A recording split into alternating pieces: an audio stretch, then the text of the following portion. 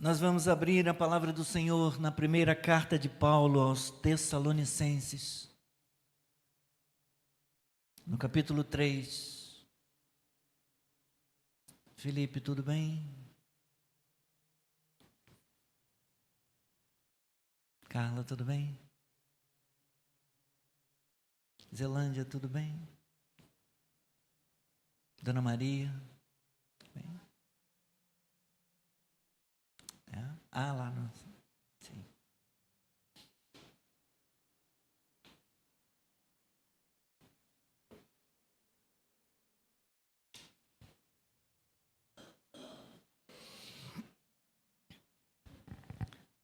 Nós vamos ler 1 Tessalonicenses 3, do versículo 11 até o versículo 12 do capítulo 4.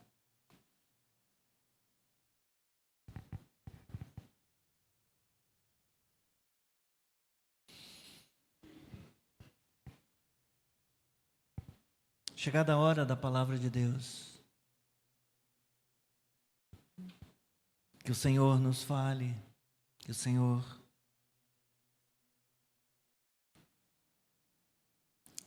nos exorte, nos console.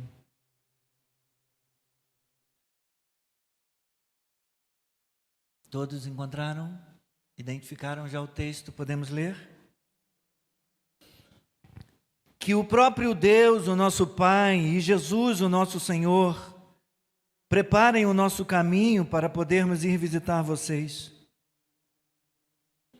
E o Senhor faça com que cresça e aumente o amor de uns para com os outros e para com todos, como também o nosso amor por vocês, a fim de que o coração de vocês seja fortalecido em santidade, isento de culpa, na presença de nosso Deus e Pai, na vinda de nosso Senhor Jesus, com todos os seus santos. Finalmente, irmãos, pedimos a vocês e os exortamos no Senhor Jesus, que, assim como aprenderam de nós a maneira como devem viver e agradar a Deus, e efetivamente o estão fazendo, vocês continuem progredindo cada vez mais, porque vocês sabem quantas instruções demos a vocês da parte do Senhor Jesus. Pois a vontade de Deus é a santificação de vocês, que se abstenham da imoralidade sexual, que cada um de vocês saiba controlar o próprio corpo em santificação e honra, não com desejos imorais, como os gentios que não conhecem a Deus. E que nesta matéria ninguém ofenda, nem defraude o seu irmão, porque contra todas estas coisas, como antes já avisamos e testificamos, o Senhor é o vingador. Pois Deus não nos chamou para a impureza, e sim para a santificação. Portanto, quem rejeita estas coisas, não rejeita uma pessoa, mas rejeita Deus, que também dá o seu Espírito Santo a vocês. Quanto ao amor fraternal, não há necessidade de que eu lhes escreva, porque vocês mesmos foram instruídos por Deus a amar uns aos outros. E na verdade vocês já estão fazendo isso em relação a todos os irmãos em toda a Macedônia.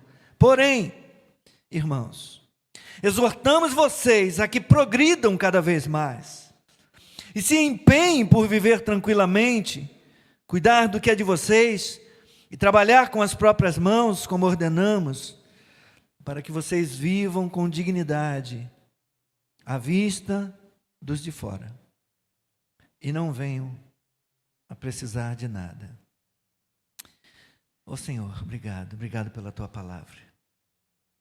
Obrigado a Deus pela oportunidade que nós temos de poder aprender de Ti, de poder ouvir a Tua voz.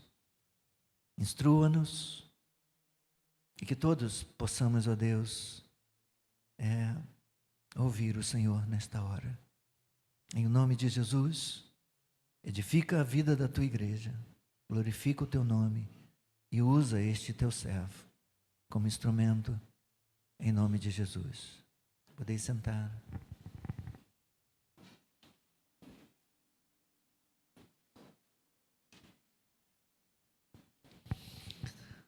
Sexta-feira próxima, passada, a Igreja de Jesus Cristo celebrou 508 anos da Reforma Protestante, inaugurada no dia 31 de outubro de 1517, após Martinho Lutero ter afixado suas 95 teses à porta da Igreja do Castelo, em Wittenberg, na Alemanha. No ano de 2017, por ocasião da celebração dos 500 anos da Reforma, eu tive uma feliz oportunidade de fazer uma viagem para visitar 6 dos vários países impactados pela Reforma na Europa: Alemanha, Suíça, França, Itália, República Tcheca e Áustria. E uma visita bônus lá em Mônaco, por conta do nosso itinerário, porque passamos por Portugal, fomos para Nice e dali saímos 2 grupos de 45 pessoas de ônibus e viajamos 8.000 quilômetros de ônibus, visitando esses 6 países, fazendo um percurso na história, uma visita na história, através desses 6 países que foram de alguma maneira tocados pela Reforma. Foram várias as causas que motivaram e culminaram com a Reforma, mas dentre algumas estava a busca das pessoas por uma nova espiritualidade. A Idade Média foi uma época marcada pela desesperança. E a igreja, que tinha a missão e que detinha o poder da pregação, ao invés de trazer uma mensagem de esperança para as pessoas, trazia medo, o medo do inferno. Era uma pregação a respeito de pecado e de condenação todo o tempo, gerando medo nas pessoas. A igreja corrompida e atolada em gastos para financiar o luxo em que vivia o alto clero e para custear a construção da Basílica de São Pedro no Vaticano. Dá para a gente ter uma ideia, né? De contratar Michelangelo para pintar a abóbada da Capela Sistina. Imagina quanto não custou.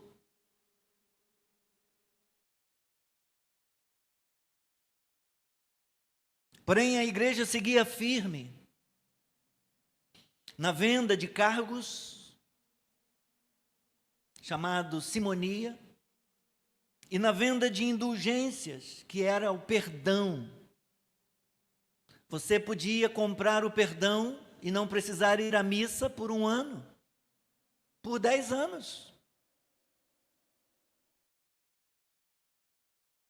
Vamos conversar melhor sobre isso depois, para ver se a gente termina o prédio ali do 2º andar, do 3º andar. É brincadeira. O preço já foi pago pelo nosso Senhor, pelo nosso Salvador. Mas a igreja seguia firme no propósito de aumentar a arrecadação. Nós sabemos bem o que é isso.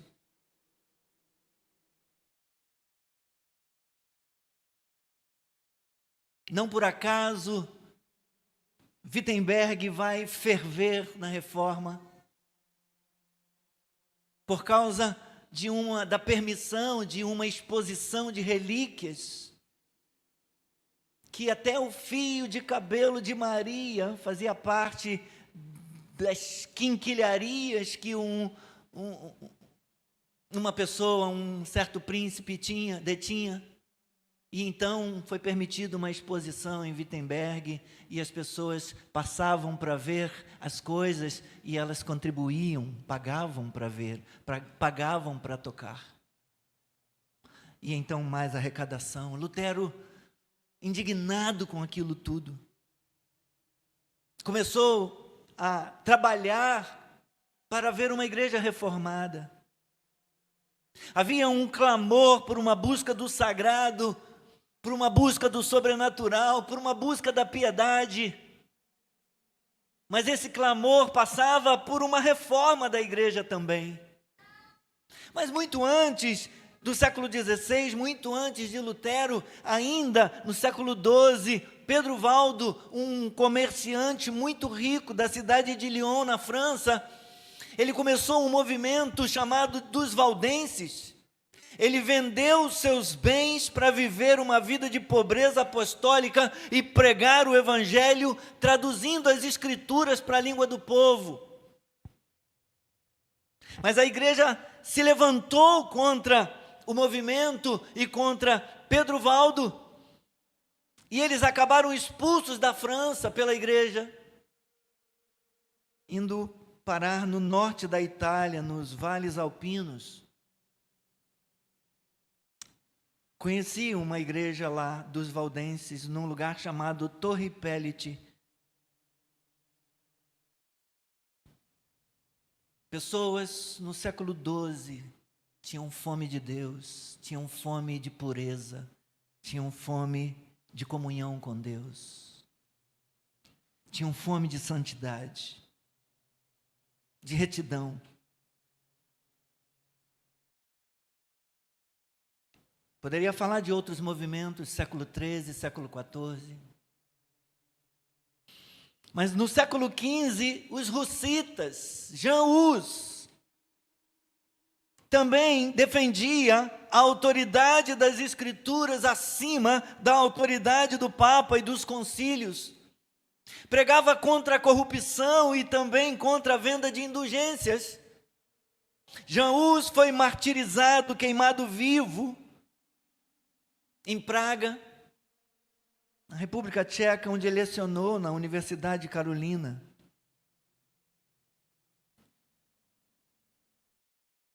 E disse que,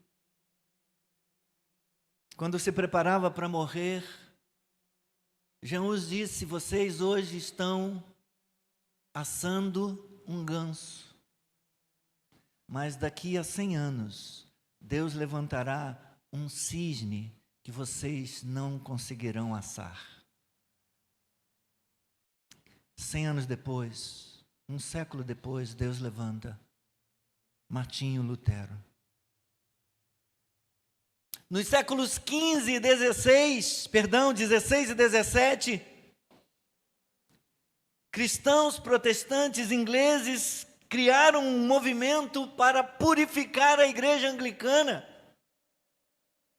Esse movimento foi chamado de puritanismo. Eles acreditavam em uma vida guiada pela leitura bíblica, pela leitura literal da palavra e pela piedade pessoal. Eram conhecidos por sua seriedade moral e religiosa. Seriedade essa que influenciava todos os aspectos, todas as áreas de suas vidas, inclusive o modo como viviam em família. O ponto que eu quero destacar, meus irmãos, obviamente não é falar da viagem que eu fiz. Mas o ponto que eu quero destacar é que em qualquer tempo, sempre haverá necessidade de mais de Deus. Sempre haverá fome de se buscar mais a Deus. Sempre haverá necessidade de nos separarmos, de consagrarmos o nosso coração, de tomarmos cuidado com o mundo, com o ambiente em que vivemos.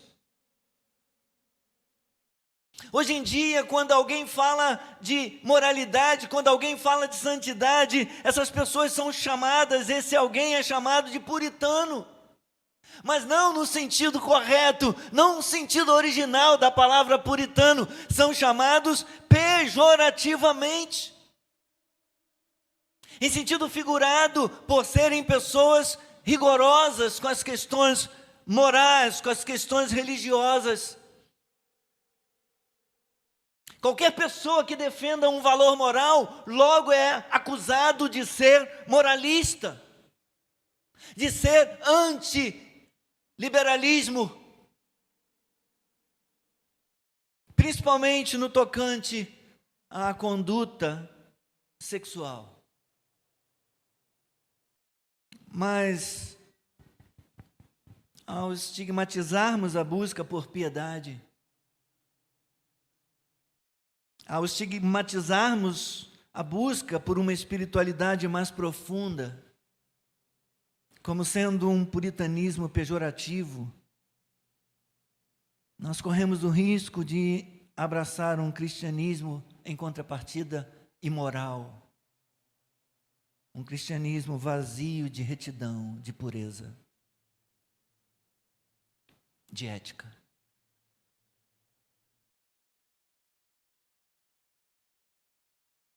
E essa é uma acusação que se faz ao cristianismo. Uma das maiores fraquezas do cristianismo contemporâneo é a comparativa negligência que temos quanto à ética cristã, tanto no nosso ensino quanto na nossa prática.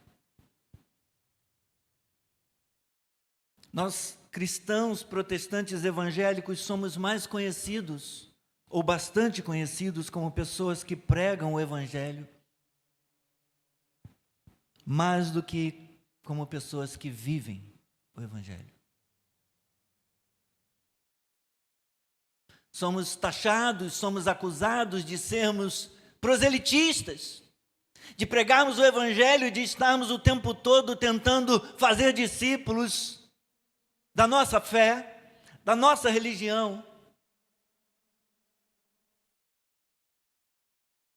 Mas quase nunca ou nunca somos acusados por estarmos praticando o Evangelho.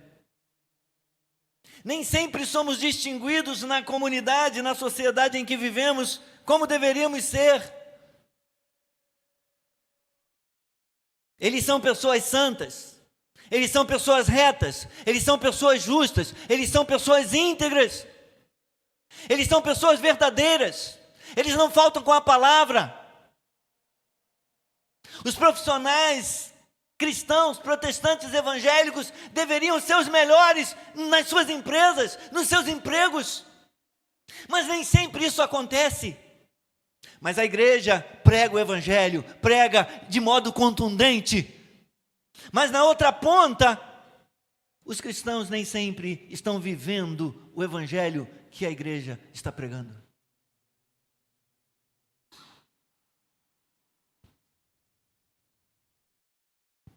Deveríamos ser reconhecidos por nossa honestidade, por nossa integridade nos negócios, por nosso estilo de vida simples e contentamento com aquilo que temos, para contrastar com a cobiça da sociedade de consumo em que nós vivemos. Deveríamos ser distinguidos como cristãos pela estabilidade e permanência de nossos lares, livres da infidelidade e da dissolução do casamento. Mas não é isso que acontece.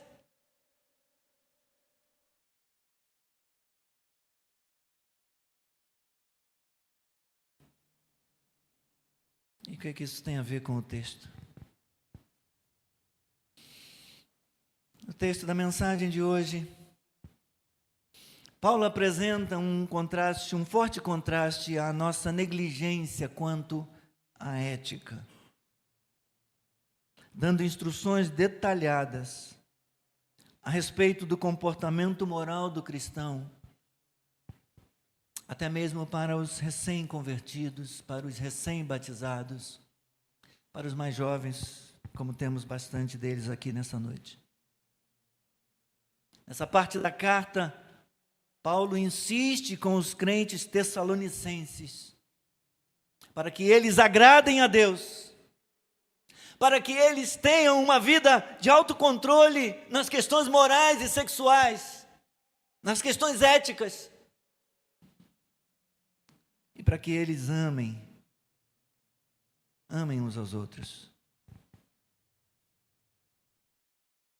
Os versículos 11 a 13 do capítulo 3, vamos olhar para o texto.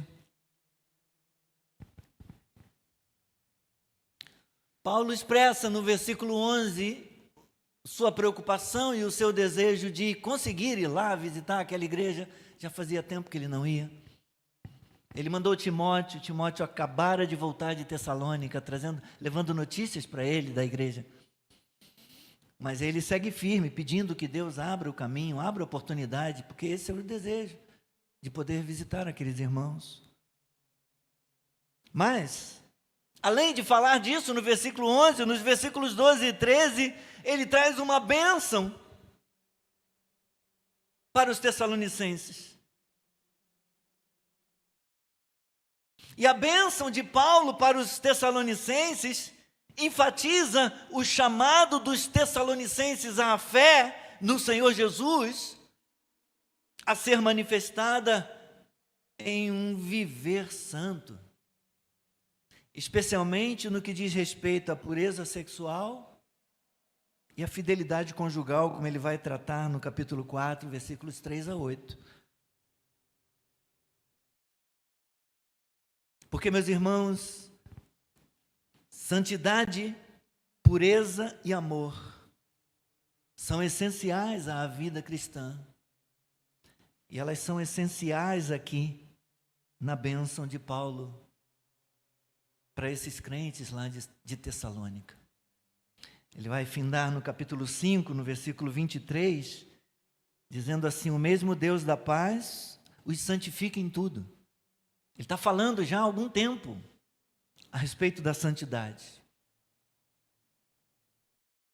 No capítulo 13, ele prepara o caminho, ele prepara o chão para o que ele vai tratar no capítulo 4, mas ele continua: o mesmo Deus da paz os santifica em tudo, já perto de findar a primeira carta, que o espírito, a alma e o corpo de vocês sejam conservados como íntegros, irrepreensíveis, na vinda do nosso Senhor Jesus Cristo.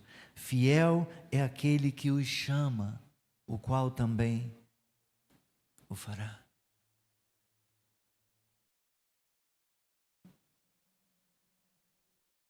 Então, versículos 1 e 2 do capítulo 4. Finalmente, irmãos, pedimos a vocês e os exortamos no Senhor Jesus, que assim como aprenderam de nós a maneira como devem viver e agradar a Deus, e efetivamente estão fazendo, vocês continuem progredindo cada vez mais. Ele está interessado no progresso daquela igreja. Aqui, nos versículos anteriores, ele fala disso, ele ora que o Senhor faça com que eles cresçam, com que cresça e aumente o amor de uns para com os outros. Progresso, crescimento, aumento, progresso. Ele insiste, ele continua no versículo 2, que vocês continuem progredindo cada vez mais. E lá no versículo 10, ele insiste ainda nisso. Porém, irmãos, exortamos vocês a que progridam cada vez mais na fé, no amor, na pureza, na santidade. Guardem a vida de vocês, guardem o coração de vocês. Vivam uma vida de integridade, vivam o Evangelho, vivam de um modo que Deus se agrade disso. Então, nessa sessão inicial aqui, versículos 1 e 2, ela fala da necessidade de uma vida que agrade a Deus. O Deus que chamou o seu povo para ser um povo separado, para ser um povo santo. Nós vivemos, ou pelo menos deveríamos viver, meus irmãos, para agradar a Deus. Porque como poderíamos afirmar conhecer e amar a Deus se nós não buscamos agradá-lo? Nós existimos para a glória de Deus. Nós fomos criados para a glória de Deus. Nós somos redimidos para a glória de Deus. A razão de estarmos aqui, de sermos igreja, de sermos o povo de Deus, comprados pelo sangue de Cristo, fomos salvos sim, mas estamos aqui ainda, há um propósito nisso, é para glorificarmos a Deus e para andarmos na presença de Deus de modo agradável a Ele, para agradarmos a Deus. O chamado de Deus para os crentes, Ele vai insistir, é um chamado para viver um viver santo, de modo que o agrade. Mas ele diz algo mais, do versículo 3 ao versículo 8. Eu estou acelerando um pouquinho.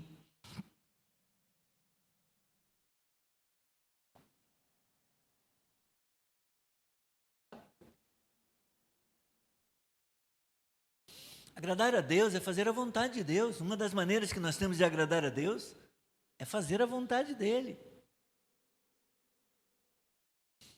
Então, do versículo 3 ao versículo 8, Paulo fala de algo prático que agrada a Deus, de algo prático para os cristãos tessalônicos, de Tessalonicenses, os tessalonicenses e também para nós, aqui e agora.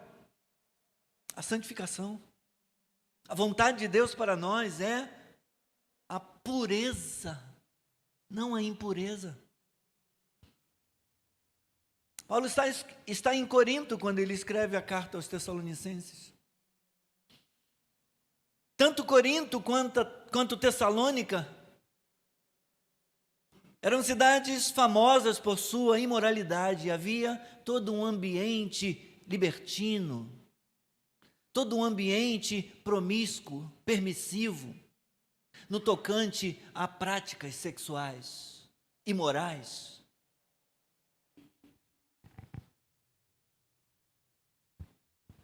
E a cultura daquele lugar, não apenas ali, mas de outras cidades também, greco-romanas, era a cultura onde se aceitava amplamente que um homem pudesse ter várias mulheres. Que o homem não precisava ou não devia se limitar a apenas uma única esposa, uma única parceira sexual. Por essa razão, versículos 4 a 5, Paulo está exortando os crentes daquela cidade, daquela igreja. No 3 ele diz: pois é da vontade de Deus. A vontade de Deus é a santificação de vocês. Qual é a vontade de Deus? Qual a vontade de Deus para eles? Fale alto. A santificação, isso! Obrigado, pastora Francisca. Falou mais alto do que todo mundo. Obrigado. A vontade de Deus é a santificação deles, mas somente deles? Não, deles e nossa também. Deus não mudou. Deus ainda hoje está interessado na nossa santidade, na nossa santificação, na nossa pureza, em um viver diferente. Paulo está exortando os crentes daquela igreja, meus irmãos, que a vida sexual do cristão precisa ser pautada, precisa ser planejada, precisa ser conduzida de forma honrosa.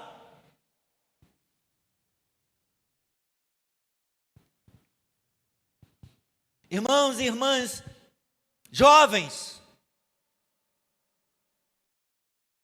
o evangelho cristão traz despertamento moral e uma nova revelação dos padrões justos e retos de Deus. O evangelho nos revela a vontade de Deus. Ser santificado significa pertencer a Deus e mostrar o mesmo caráter que Deus tem.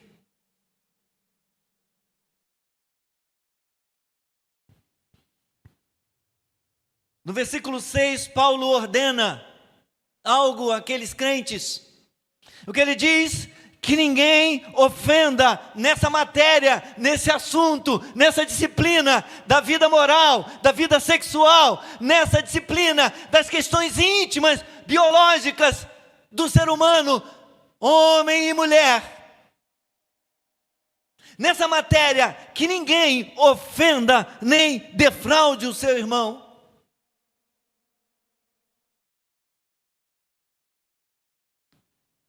O envolvimento sexual ilícito afeta não somente as partes aquiescentes. As esposas são ofendidas.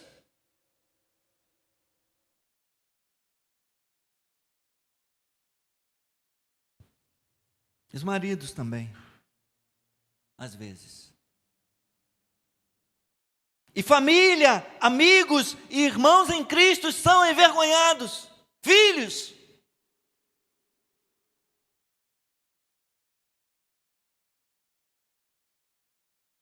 Em última análise, meus irmãos e irmãs, esses pecados, como todos os demais, são praticados contra Deus. Porque todo pecado é, em última instância, contra Deus.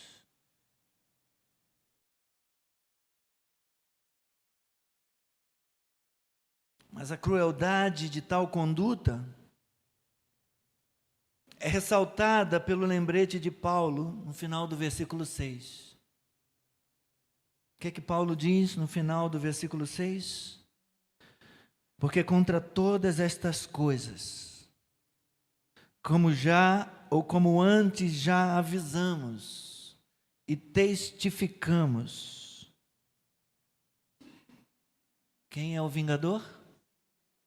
O Senhor é o vingador, o mesmo Senhor que os chamou, o mesmo Senhor que quer a santificação deles. O Senhor é o vingador. O que Paulo está dizendo, meus irmãos, ele está lembrando de que o juízo do Senhor espera os transgressores, espera os pecadores. Mas o Senhor aponta o oposto. O oposto da santificação é a impureza. Ele fala disso no versículo 7. Pois Deus não nos chamou para a impureza. Mas para quê? E ele repete, ele nos chamou para a pureza, ele nos chamou para a santificação, ele nos chamou para viver uma vida distinta, uma vida de acordo com Deus, de acordo com o Evangelho.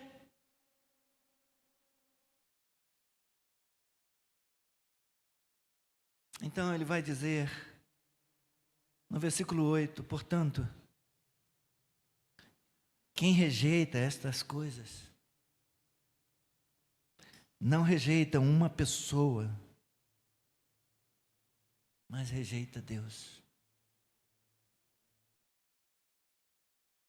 Rejeitar a disciplina, rejeitar o ensino, rejeitar a instrução, rejeitar o Evangelho, rejeitar a pureza, rejeitar a santidade, a santificação, é rejeitar o próprio Deus.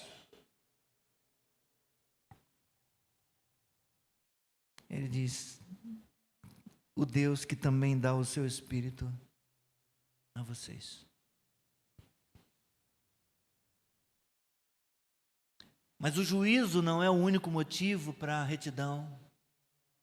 O juízo não é o único motivo para a vida correta. Deus não nos chamou com base na impureza, como se esse fosse um estado que tivesse que ficar permanente, um estado a ser mantido. Deus nos chama com base na sua capacidade e na sua atividade santificadora, na sua atividade regeneradora, na sua atividade de nos tornar santos. Para isso, Deus enviou o Espírito Santo, por isso Deus nos regenerou, e por isso o Espírito Santo habita em nós, e Ele está todo o tempo trabalhando na nossa vida para nos santificar. Desde que eu não rejeite, porque se eu rejeitar a disciplina, eu fico sem correção, e aí eu já não sou mais filho, eu me torno bastardo. Porque Deus disciplina o filho a quem ama.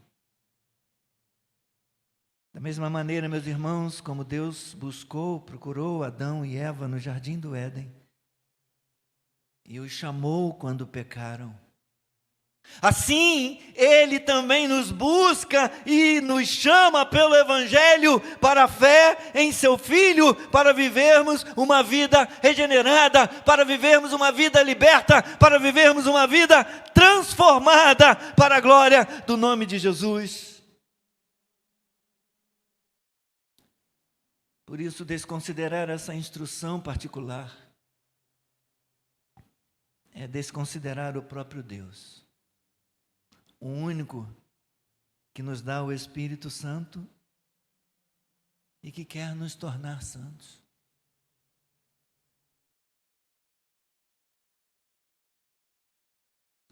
Eu preciso da sua paciência, estou na última parte da mensagem. Posso continuar? Vocês não vão embora, não? Vocês são generosos demais. Porque Paulo ainda fala algo sobre o amor ao próximo. As questões éticas da vida não afetam apenas a intimidade, a biologia, não afeta apenas a maneira como nós lidamos com os nossos impulsos biológicos, sexuais. Afeta também nossos relacionamentos com o outro, com o próximo, nos contratos, nos negócios, nas relações interpessoais de modo geral. Paulo agora os exorta então a que intensifiquem o amor de uns pelos outros.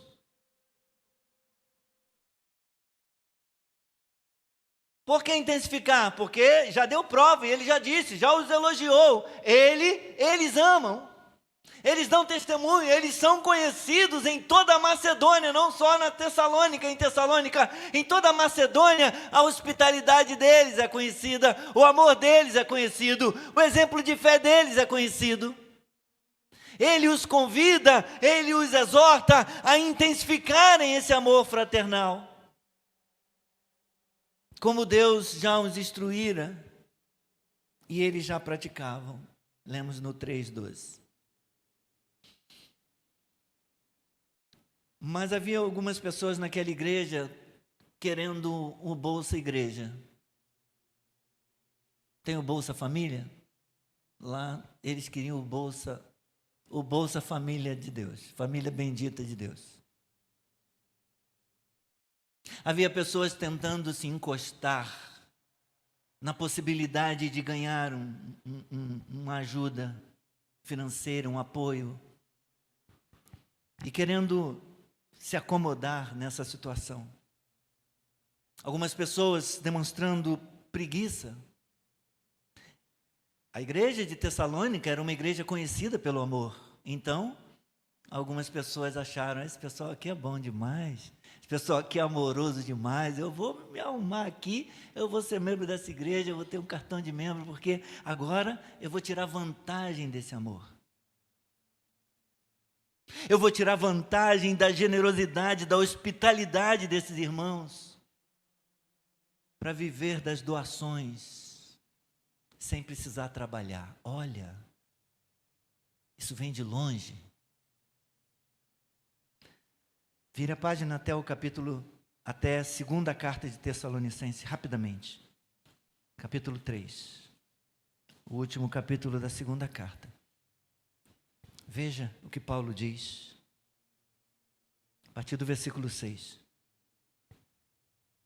Irmãos, em nome do Senhor Jesus Cristo, ordenamos a vocês que se afastem, que se afastem de todo irmão que vive de forma desordenada e não segundo a tradição que vocês receberam de nós.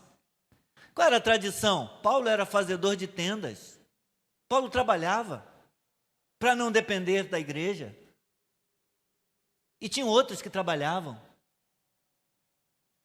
E eles ensinavam as pessoas a produzir, a trabalhar, a serem úteis.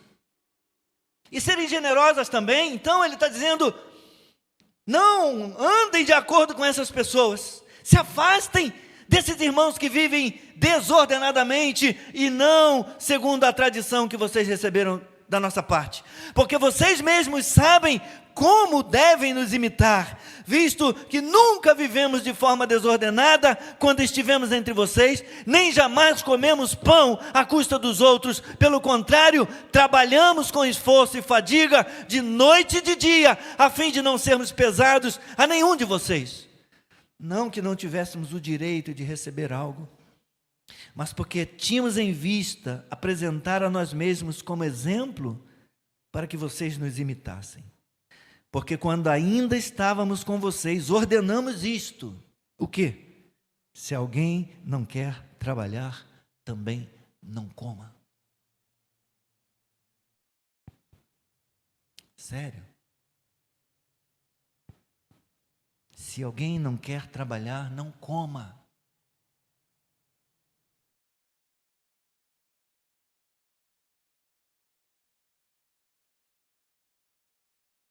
Paulo, portanto, os instrui. Se afastem dessas pessoas. Não de quem tem necessidade. Ele está falando dos abusadores. Dos abusadores, dos preguiçosos. Dos que querem explorar a boa vontade, o bem-querer, o amor, a generosidade dos irmãos. Se afastem desses, identifiquem eles e se afastem deles. Mas os instrui ainda, aqui por uma questão de honra. Não se intrometam na vida alheia, não se intrometam na vida dos outros. Que se ocupem com a sua vida, que se ocupem com os seus próprios afazeres de uma forma responsável. E que estejam preparados para trabalhar de maneira honesta. E assim, conquistarão o respeito dos outros, ou não perderão o respeito. Não perderão a dignidade. E eu falava hoje pela manhã com os irmãos, uma das razões que talvez explique isso é o fato da expectativa da vinda de Jesus iminente. A pregação dos apóstolos era, Jesus está voltando, Jesus vai voltar. E talvez algumas pessoas que foram se convertendo, bom, mas se Jesus vai voltar, para que eu preciso estudar? Para que eu preciso trabalhar? Vamos aguardar a chegada dele. Não vamos precisar de dinheiro, nem de trabalho. Um equívoco, uma distorção da verdade que Paulo está corrigindo com aqueles irmãos. Hoje de manhã, um dos nossos obreiros aqui, que ajuda no culto da manhã, o Tárcio. Eu não tenho ideia, mas eu acho que o Tarcinho deve ter uns 40 ou 50 anos, talvez. 51? Obrigado. 51 anos. Tarcinho é especial, mora com seus pais. Tarcísio e Eponina. Mas ele trabalha. Ganha o seu dinheirinho. Ele poderia viver na dependência dos pais para o resto da vida. E estaria justificado. Mas ele não quis abusar do amor dos pais. Ele quis trabalhar e fazer com as próprias mãos. Ele quis ser responsável. Coisa linda, coisa maravilhosa. Eu encerro, meus irmãos.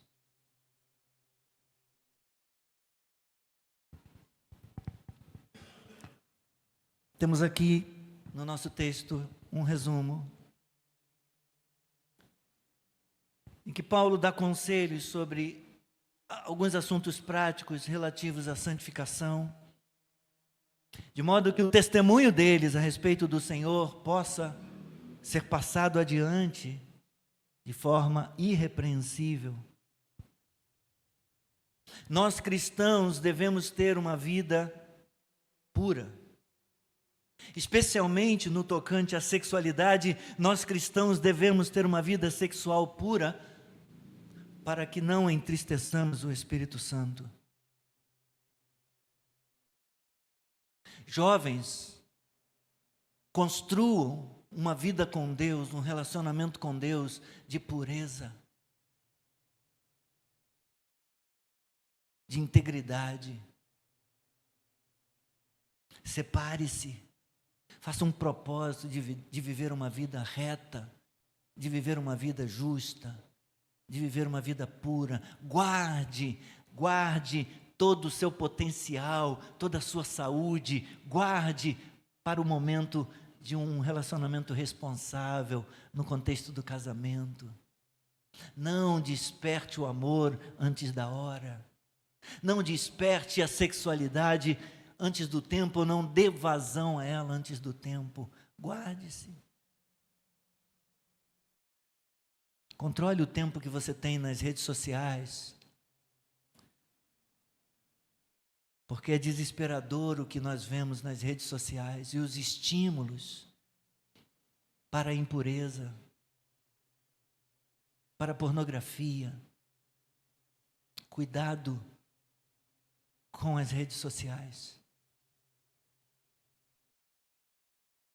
Porque algumas têm se revelado verdadeiras latrinas da moralidade ou da imoralidade. Mas isso não serve só para os jovens, não.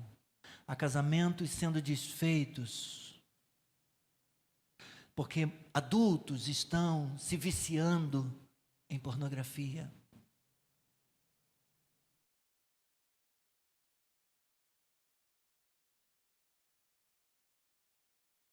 Nosso amor ao próximo não deve ser superficial, mas honesto e sincero. Devemos viver do nosso trabalho sem depender impropriamente de outros.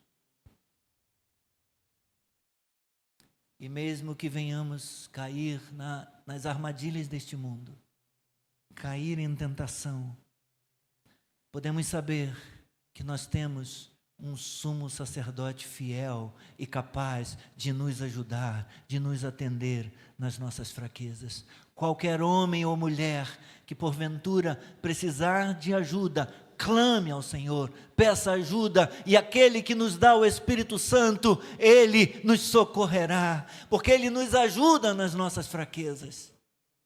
Amém? Vamos orar.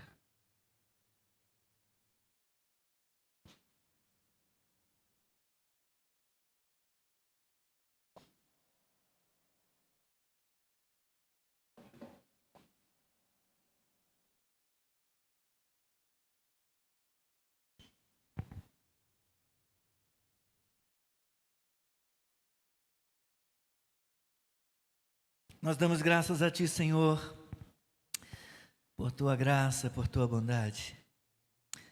Somos gratos a Ti, Senhor, porque a Tua palavra corrige, disciplina, mas também encontramos consolo. Encontramos consolo, Senhor, em Ti.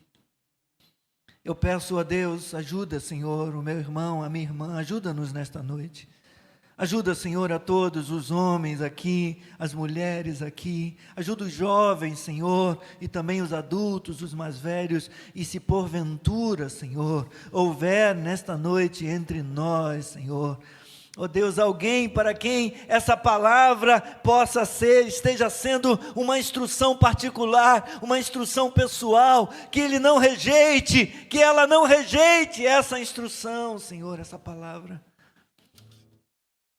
mas que possa encontrar, ó Deus, oportunidade para a cura, para a libertação, para perdão, no nome de Jesus. E se porventura entrou